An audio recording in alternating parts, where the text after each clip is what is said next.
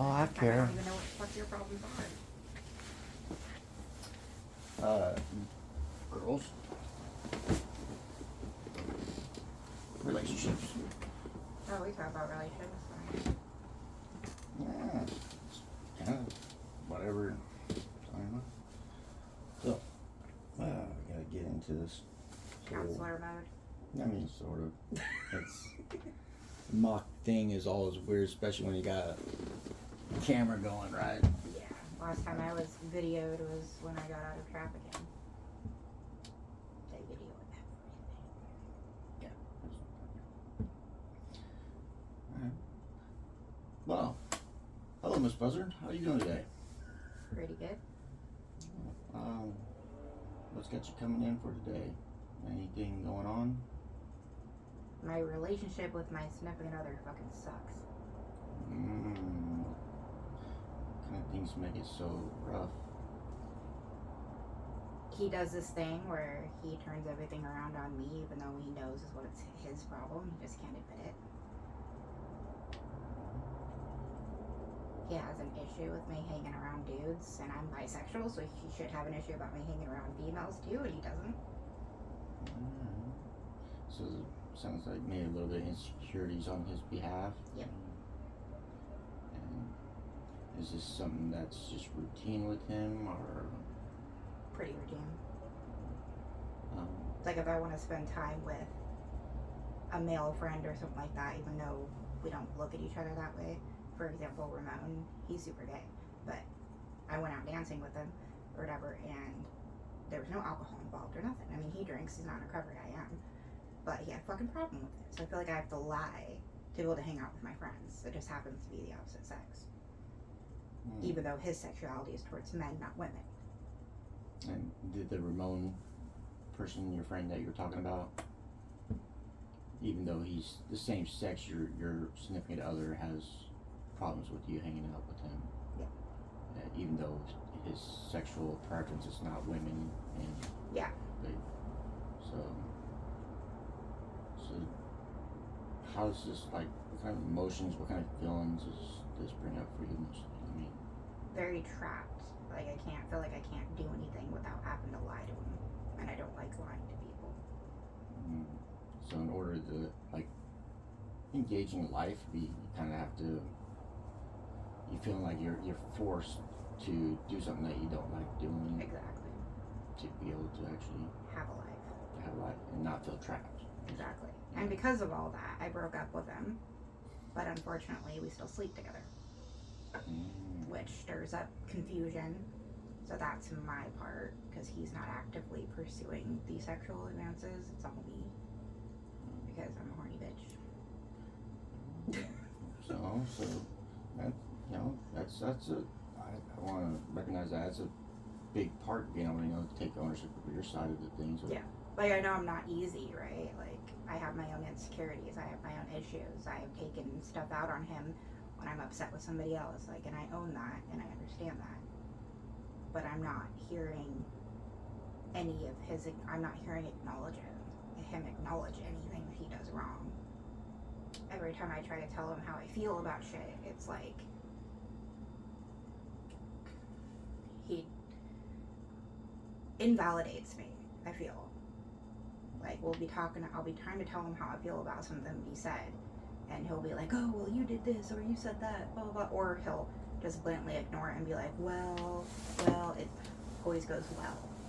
He always says well, and then bullshit's gonna start spouting. Trying to feel like he's trying to figure out what he's gonna say, or trying to justify his... He justifies. He justifies everything that he does, which in turn I feel like that's invalidating my feelings. It's like, I don't need him to have a response, I just want him to listen, and he doesn't. Like, in one ear and out the other. And then he does it over again, and then we get into another argument, and he wonders why. And all you're really looking for is just for him to understand and to listen and not respond, right? Yeah, just and not cause the same, like, work on, I understand that it doesn't happen overnight, but work on not doing the same things that, like, upset me in the first place. Like, he uses the word faggot way too much. I'm completely against the word. You know, I mean, I know I'm not gay, but I'm bisexual, so it's still within that area. And I wouldn't spout that. It's like the same thing. A white person calling a black dude nigger. It's frowned upon. Yeah, yeah. No, it's offensive towards people, right? Yeah. And regardless. And so you mentioned that he doesn't like you hanging out with other men, even though you talked about your friend Ramon, I believe it was. Yeah. Even though his sexual preference isn't women, he's gay, but he doesn't like you hanging out with him. Do you think there is a chance that your significant other is homophobic, and maybe that's why he doesn't like him? We've had that conversation about that. He grew up with people saying that it's not that he's homophobic, it's just how he was brought up. It's, where basically he told me, not in the exact words, but basically that, like, he was brought up to say that being a homo was a sin. You are not allowed to do that. Like, like, he wasn't allowed to have friends that were gay, he didn't grow up with the acceptance of that. So, when it comes to your guys' relationship, you said, you brought up that you've split up, but you still engage in sexual activity with him, and you also refer to him as your significant other. Can you touch on that a little bit? Like, are you guys in a relationship, or do you have daily routines or anything like that? It's confusing because, like, sometimes I feel like we're in a relationship and then he'll bring it up that we broke up. So it's like, it's at his discretion. So it doesn't matter what I want, it seems. It's like kind of like when he decides that he wants to act like he's in a relationship.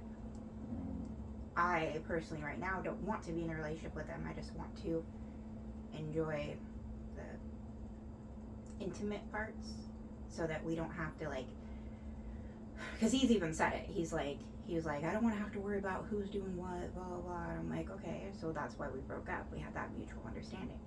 But we still want to sleep with each other because I don't want to sleep with anyone else but him right now, because it's those feelings, I'm guessing. And so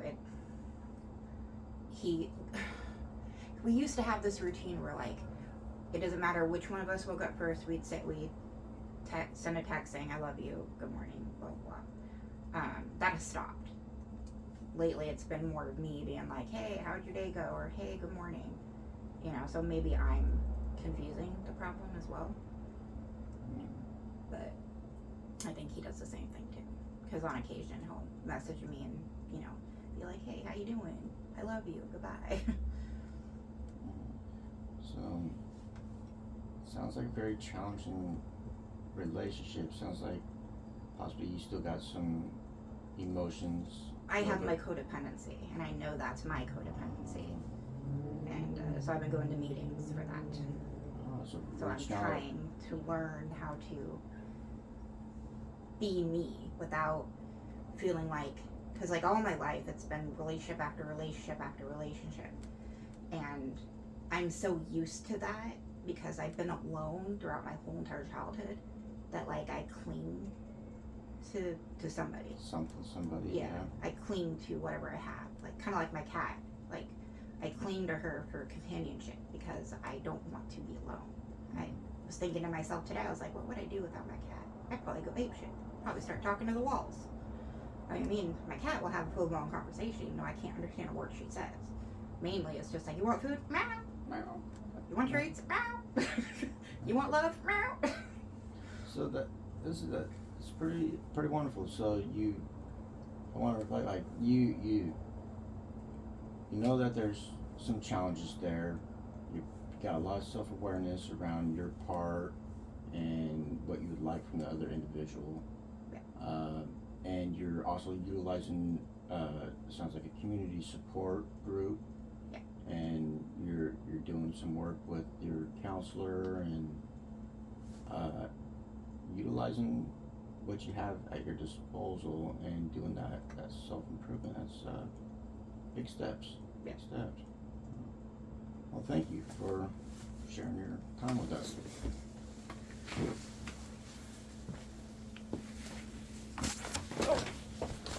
as I go down. That's the shoe.